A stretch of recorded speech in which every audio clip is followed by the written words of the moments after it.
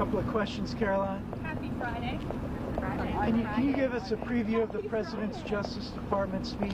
Sure, I'd be happy to. As you know, the President will be heading there later this afternoon. The Attorney General will be there, as well as the FBI Director, Kash Patel.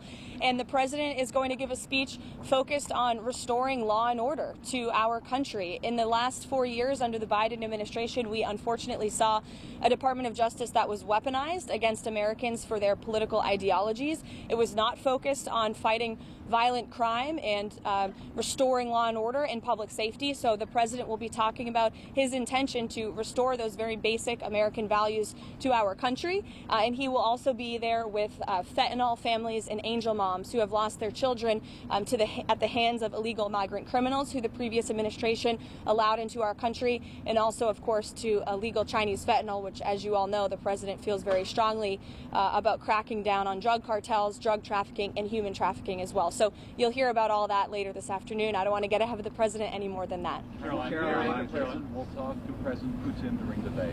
I don't have anything on the President's schedule, but that could obviously always change. As you saw his Truth Social this morning, he is putting pressure on President Putin and the Russians to do the right thing. Yesterday was a productive day for the United States of America and for the world in terms of peace. We have never been this close to peace. You saw the NATO Secretary General in the Oval Office yesterday. You were there with us, who said that only because of President Trump are we here on the verge of brokering a peace deal. Go ahead, Elena. Did the President talk to President Trump last night on the phone? President Trump talked to President Trump talked to President Putin last night on the phone. He did not, no. Steve Witkoff spoke to him yesterday in Moscow, as you know. Has the President spoken with the incoming Canadian Prime Minister at all this week? I know earlier this week you said they hadn't yet spoken, but given everything that's going on between the United States and Canada, have they spoken? To my knowledge, they have not spoken. When they do, we can provide a readout of that call. Any update on New York governor meeting, hopefuls meeting with President Trump? Yeah, I believe it's still ongoing, or it wrapped when I came out here. But, you know, the governor was here to talk about the pipeline that President Trump is very determined to get passed in the New England and New York area.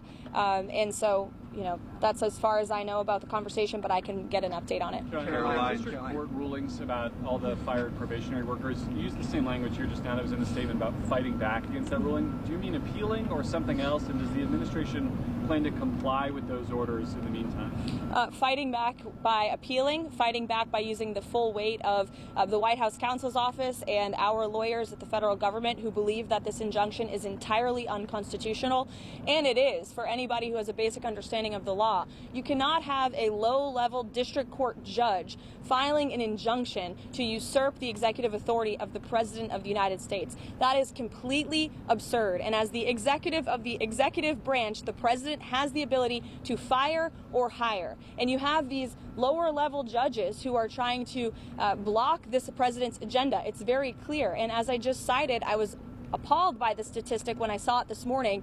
In 1 month, in February, there have been 15 injunctions of this administration in our agenda. In 3 years under the Biden administration, there were 14 injunctions. So it's very clear that there are judicial activists throughout our judicial branch who are trying to block this president's executive authority. We are going to fight back. And as anyone who saw President Trump and his legal team fighting back, they know how to do it. He was indicted nearly 200 times, and he's in the Oval Office now because all of the indictments, all of these injunctions have always been unconstitutional and unfair. They are led by partisan activists who are trying to usurp the will of this president, and we're not going to stand for it. Thanks, guys.